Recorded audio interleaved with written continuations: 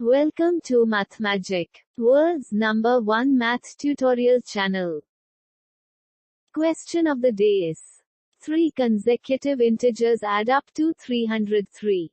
What is the small integer?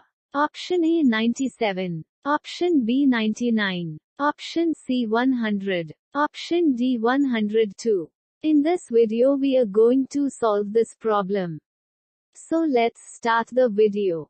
Without wasting any time, let's assume that the 3 consecutive integers are x plus 1, and x plus 2.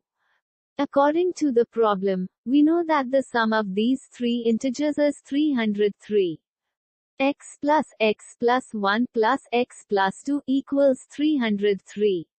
Simplifying the equation, 3x plus 3 equals 303. Subtracting 3 from both sides, 3x equals 300. Dividing both sides by 3, x equals 100. Therefore, the small integer is 100. If you like this video, do share it with your friends and don't forget to subscribe our channel MATHEMAGIC. See you soon in our next video. Till then, keep learning and keep growing.